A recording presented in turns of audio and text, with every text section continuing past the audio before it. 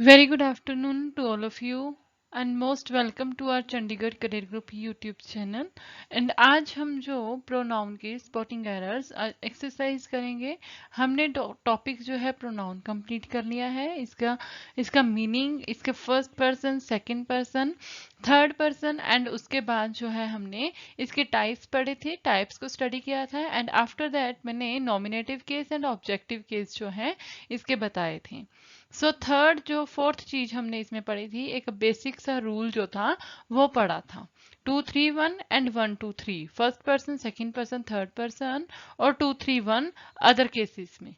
So let's start with spotting errors of pronoun. इसके बाद हम जो है वोकेबलरी करेंगे 13 मई के न्यूज़पेपर की। And after that further resume करेंगे इडियम्स को। So first sentence is those sort of people usually do not earn fame in society।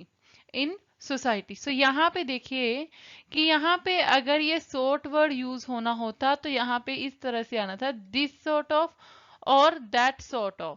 यहाँ पे अगर ये प्लूरल में है कि दोज, तो यहाँ पे जो है ये कन्वर्ट हो जाएगा सोर्ट्स में। सो यहाँ पे एक सोर्ट की बात नहीं चल रही है, यहाँ पे डिफरेंट सोर्ट्स की बात चल रही है। दो sorts of people usually do not earn fame in society. So यहाँ पे जो राइट आंसर है वो है ए। Next sentence, I and you are expected to do our duty in the interest of the students, in the interest of the students। अब यहाँ पे मैंने जो बेसिक रूल बताया था, क्या बताया था कि जो जनरल रूल क्या है, general rule is 2-3-1 and exceptional rule is 1-2 and 3। सो यहाँ पे अब देखिए ये पॉजिटिव सेंटेंस है, जनरल सेंटेंस है, तो यहाँ पे ये पर्सन जो है फर्स्ट आगे आ गया और ये जो है सेकंड पर्सन ऊपर जो है वो दूसरे नंबर पे आ गया, सेकंड पर्सन। और जो हमारा जनरल रूल क्या था वो था 2-3-1। तो इसका मतलब ये है 2 पहले आना था एंड जो 1 है वो पीछे आना था, आई। सो ए के अंदर जो है एरर है। A is the correct answer.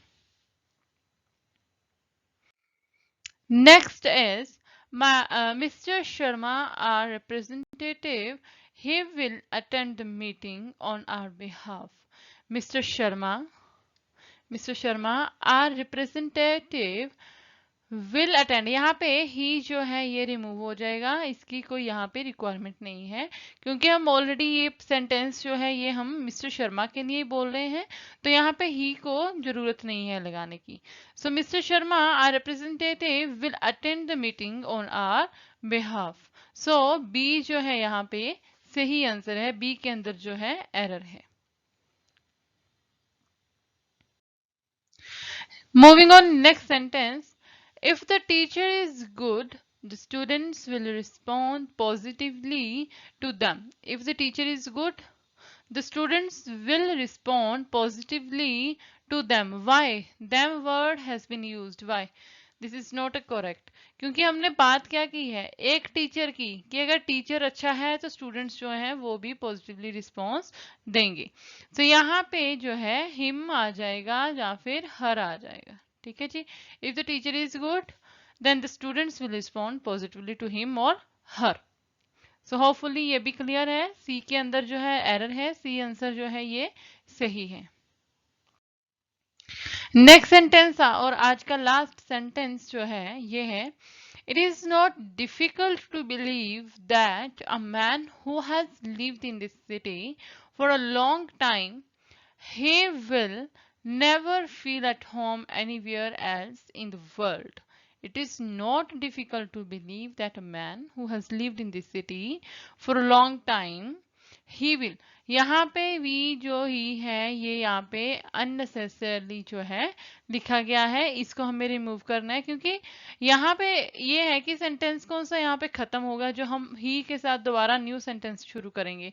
यहाँ पे ऑलरेडी जो है ये पर्सन जो है किसके बारे में बात हो रही है, अ मैन के बारे में, तो यहाँ पे ही को लगाने की रिक्वायरमेंट नहीं है क्योंकि वही सेंटेंस जो है चल रहा है अभी तक। So a man will never feel at home anywhere else in the world.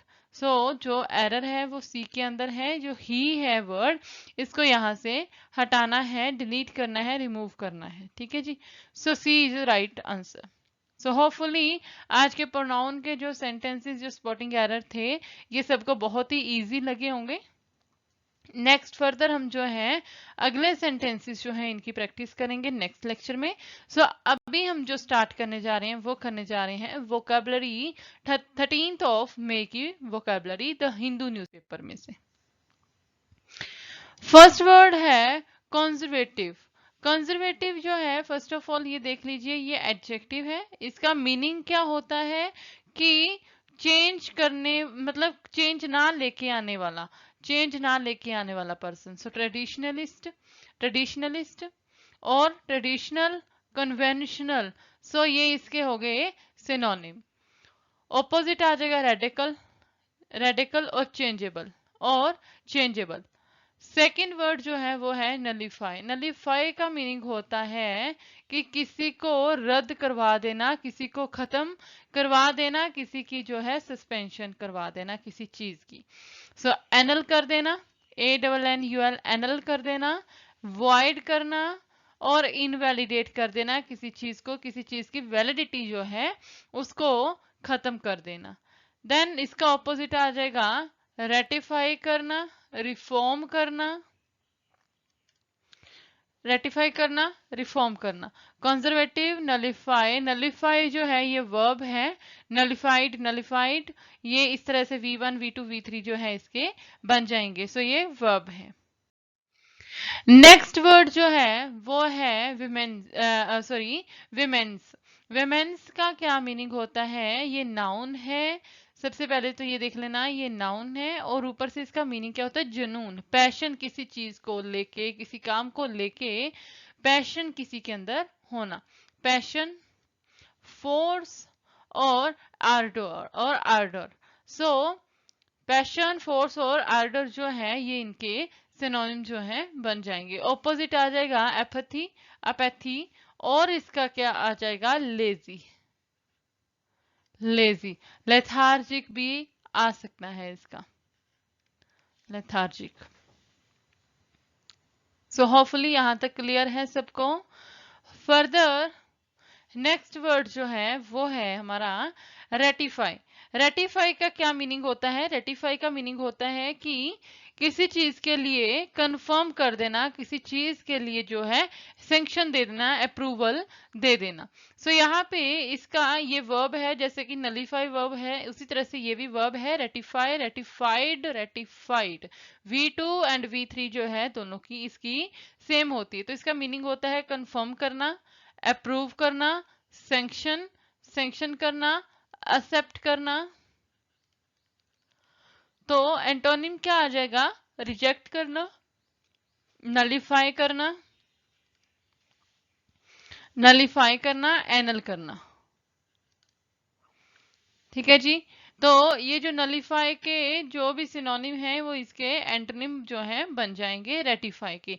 So ratify या नलिफाई जो है दोनों ऑपोजिट हैं टू ईच अदर, दोनों एक दूसरे के ऑपोजिट वर्ड्स हैं। नेक्स्ट वर्ड है एनॉर्मसली। एनॉर्मसली का मीनिंग होता है, सबसे पहले ये देख लो, ये वर्ब, एडवर्ब है, सॉरी एडवर्ब टॉपिक में ऑलरेडी करवा चुकी हूँ, अभी NDA क्लास में मैंने करवाया है। सो होपफुली ये जो है सबको पता होना चाहिए कि एडवर्ब होते क्या हैं। तो एनॉर्मसली का क्या मीनिंग होता है कि बहुत ही ज्यादा, प्लेंटीफुली, मतलब बहुत ज्यादा, एक अच्छी, बहुत ज्यादा क्वांटिटी में, मतलब जैसे कि वेरी हो गया, एक्सीडिंगली हो गया, एक्सट्रीमली, एक्सट्रीमली जो है इसका वर्ड आ जाएगा एक्सट्रीमली, बहुत ज्यादा, अत्यंत। ऑपोजिट आ जाएगा मॉडरेटली, मॉडरेटली, इवन डर्थ भी लिख सकते हो, स्कैरसिटी भी लिख सकते हो, स्कैरसिटी भी जो है ये भी लिख सकते हो। So that scarcity. Relegate, next word जो है ये है हमारा रेलीगेट। रेलीगेट का क्या मीनिंग होता है? रेलीगेट ये है वर्ब है, रेलीगेट, रेलीगेटेड, रेलीगेटेड। सो इसका मीनिंग होता है नीचे लेके आना, किसी को नीचे कम करना, मतलब डिक्रीज करना, किसी को डिसरिस्पेक्ट करना, उस तरह से इसको जो है हम यूज कर लेते हैं वर्ड। जैसे डाउनग्रेड करना, लोअर करना, पुट डाउन करना, और डिक्रीज करना, किसी को डिक्रीज करना। इसका एंटोनिम क्या बन जाएगा? अपग्रेड करना, अपग्रेड करना, हाई हाई करना किसी चीज को, इंक्रीज करना किसी चीज को। सो ये वर्ड्स भी समझ आ गए होंगे सबको। सो आई होप कि आज के प्रोनाउन के सारे सेंटेंसेस क्लियर हैं सबको। और दूसरे जो मैंने आज जो है वर्ड्स करवाए हैं आज की वोकेबलरी के, होपफुली ये भी सबको क्लियर हो गए होने चाहिए। अगर किसी को कोई डाउट होता है तो प्लीज पूछ सकते हैं, कमेंट करके पूछ सकते हैं, सो दैट मैं जो है तुम्हारा डाउट जो है क्लियर कर सकूं। नेक्स्ट जो अब हमने करने हैं वो हमने करने हैं ईडियम्स। ईडियम्स जो हैं उसका फर्दर अभी तक हमारे जो जितने टोटल सेंटेंस हो चुके हैं ईडियम्स, तो ईडियम्स जो हैं ये हमने काफी जो है कर लिए हैं, होपफुली सबको याद भी होंगे ये। तो 25 to 30 जो है हम कवर कर चुके हैं, ऑलमोस्ट इतने तो कर चुके हैं मिनिमम। सो 5 आज कवर हो जाएंगे, तो इनको जो है साथ साथ में स्टडी करते रहना। पेपर के टाइम पे सारे याद नहीं रख पाओगे एक साथ। सो इनको जितना जितना करवाया जाता है उतना ही उसको जो है रिवाइज कर लो, पढ़ लो अच्छे से, सो दैट वो जो है, और जब नेक्स्ट क्लास में पढ़ते हो तो पिछला जो है पहले रिवाइज करो, फिर अगली क्लास का जो है वहां पे लेके जाओ, अगली क्लास का फिर पढ़ो, पहले पिछला जो है उसको रिवाइज करने की कोशिश किया करो।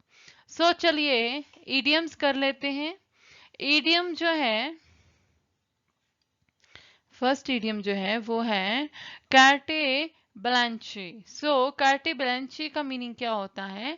Give freedom to do whatever they want in a situation. मतलब कि किसी पर्सन को किसी टाइप की फ्रीडम की रिक्वायरमेंट हो, अगर किसी सिचुएशन में, किसी डिफिकल्ट सिचुएशन में, उसको वो फ्रीडम जो है वो दे देना, उसको वो प्रोवाइड कर देना। सो उसका मीनिंग है, वो उसका मीनिंग है काटे ब्लेंच। सो नेक्स्ट वर्ड जो है, इसके जो सेंटेंसेस हैं वो तुम खुद बनाओगे। सेंटेंसेस बनाने का खुद का काम है तुम्हारा, सो दैट तुम्हें इनको यूज करने का जो है आइडिया सा लग जाए कि इनको कैसे यूज करते हैं। नेक्स्ट जो है इडियम, सेकंड इडियम जो है वो है वेज आउट। वेज आउट का मीनिंग होता है relax and take it easy. किसी भी काम के लिए रिलैक्स फील होना, जितनी मर्जी डिफिकल्ट सिचुएशन आ जाए, कोई भी डिफिकल्ट काम आ जाए, लेकिन उसको इजी वे में लेना, रिलैक्स करना और इजी वे में हर काम को लेना, वेज आउट। होपफुली दोनों ईडियम्स जो हैं क्लियर हैं, इनके सेंटेंसेस खुद बनाने की कोशिश करनी है। नेक्स्ट जो है इडियम वो हमारा है the jury is still out. The jury is still out. सबसे पहले है ज्यूरी का मीनिंग पता होना चाहिए। ज्यूरी का मीनिंग होता है ग्रुप ऑफ जजेस। और मैंने जब नाउंस करवाए थे उसके अंदर मैंने बोला भी था कि इसको जो है कैसे लिखते हैं हम ज्यूरी को। ज्यूरी को हम अगर ये लिखना हो कि ज्यूरी हैज, कि this decision is given by jury, और this decision has been given by, और has been this matter has been heard by the jury. So यहाँ पे ज्यूरी का मीनिंग क्या है? ज्यूरी को हम इसे ही लेते हैं क्योंकि ये हमारा जो है एक ग्रुप होता है, जैसे कि हम पुलिस लेते हैं, तो पुलिस के अंदर भी कितने लोग, कितने पुलिसमैन होते हैं, तो हम लिखते तो इसको पुलिस ही है। उसी तरह से ज्यूरी को भी हम ज्यूरी लिखते हैं, ज्यूरीज नहीं लिखते हैं, क्योंकि ये अपने आप में प्लूरल जो है नाउन है ये ज्यूरी। सो ज्यूरी मतलब ग्रुप ऑफ जजेस। नेक्स्ट जो है वो है the jury is still out, a decision still has not been made about something. मतलब कि कोई चीज का जो है लोग बहुत ही बेसब्री से जो है इंतजार कर रहे हैं किसी चीज के डिसीजन के लिए, तो हम बोल देते हैं कि ज्यूरी इज स्टिल आउट। मतलब अभी तक जो है इस चीज का डिसीजन जो है नहीं आया है। ये भी क्लियर हो गया होगा। नेक्स्ट जो है हमारा फोर्थ ईडियम जो है आज का, वो है dead in the water. No chance of succeeding और of making any progress. No chance of succeeding और ऑफ मेकिंग एनी प्रोग्रेस। मतलब कि किसी भी तरह से प्रोग्रेस करने के लिए किसी भी तरीके का जो है चांस ना होना जीतने का, प्रोग्रेस करने के लिए। प्रोग्रेस करने के लिए या फिर जीतने के लिए, सक्सीड करने के लिए जो है किसी भी तरह का चांस ना होना। नेक्स्ट जो है वो हमारा है went your spleen. Went your spleen का मीनिंग होता है अपने खुद का जो है एंगर एक्सप्रेस करना किसी भी तरीके से, किसी भी तरीके से एक्सप्रेस हो सकता है ये। एक्सप्रेस बाय कंडक्ट भी हो सकता है, एक्सप्रेस बाय वर्ड्स और बाय राइटिंग भी हो सकता है। Went your spleen means anger express करना, किसी तरीके से दूसरे के सामने अपना गुस्सा जो है दिखाना। ये जो इडियम्स हैं ये सारे बहुत ही इंपॉर्टेंट इडियम्स हैं आज वाले। इनको पढ़ना है क्योंकि इनका देख के आइडिया सा लगेगा नहीं कि इसका आंसर क्या हो सकता है, छोड़ के थर्ड वाले को।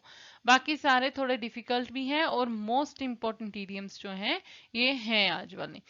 इनको अच्छे से जो है पढ़ लेना है और इनको पढ़ते टाइम पिछले वालों को जो है उनको भी रिवाइज करना है, दैट तुम लोग जो है इनको अच्छे से याद कर सको। और मैं इडियम्स का जो है टेस्ट भी लेने वाली हूँ सारे बच्चों का, एनडीए वालों का, स्पेशली एनडीए वालों का एंड जो भी एफकेट एंड एसएससी वाले हैं बच्चे। इनका रिटन टेस्ट होएगा, देखते हैं, डेट देखूंगी मैं।